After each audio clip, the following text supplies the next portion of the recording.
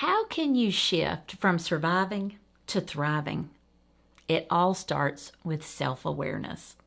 Hello, I'm Heather Dodson, your Strengths Champion certified coach. Self-awareness is your ability to consciously be curious about and aware of your habits. It's how you think, how you show up, how you relate to the world.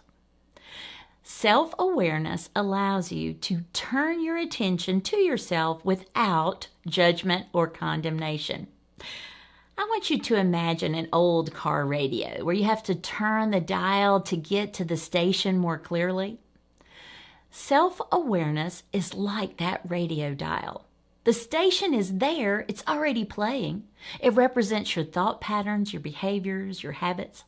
But you have to turn the dial of awareness to really hear the broadcast clearly. Like that dial, you have to tune in to observe yourself, to see and hear yourself with curious eyes rather than critical ones. One of the main keys to building self-awareness is what I've already mentioned. Do not stand in harsh judgment of what you see. Just notice and be curious about what you can learn from this new self-awareness. Your job in this practice is to intentionally notice your actions and eventually focus more specifically in an area where you may want to see change. So, how do you start this self-reflection practice? Here are 3 things that you can try. The first thing I'd like for you to do is to devote specific time to reflect and think. What might happen if you get up 5 minutes earlier tomorrow? You could grab a cup of coffee, sit down with a cup of tea, and just reflect. Ask yourself, what did you notice about what happened the day before? What did you notice about how you reacted in certain situations? Remember, you're looking with curious eyes, not judging eyes.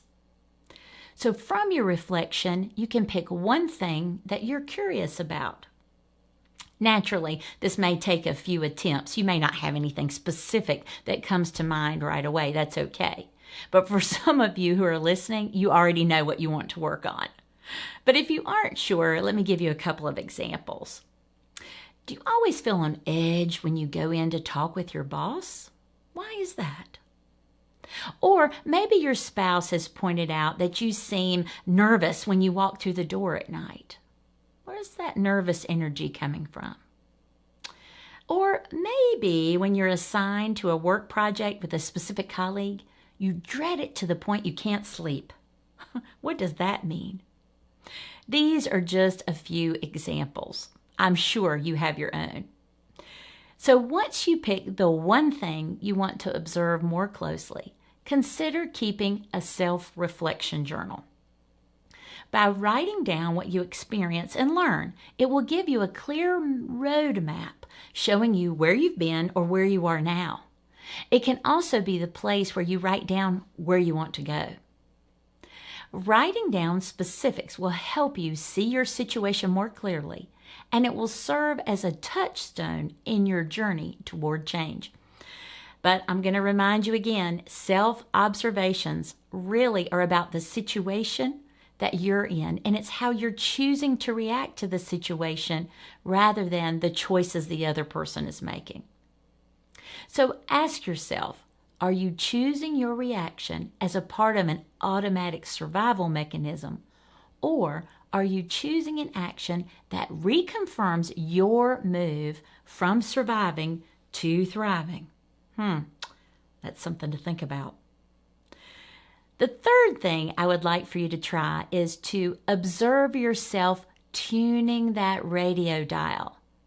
At first, you're going to say, hey, I really want to observe myself in this work situation. You're going to show up, you're going to have the same reaction you've had for a year now. So you're going to notice it after it happens. But as you start to reflect and take notes and notice your behaviors and choices, you're suddenly going to notice the choices that you're making as they happen. So you've turned that radio dial.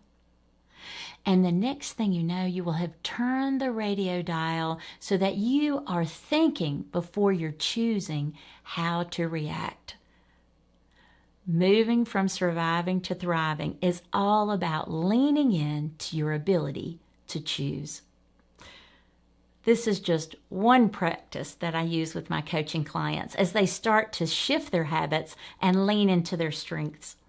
To find out more, contact me via LinkedIn today.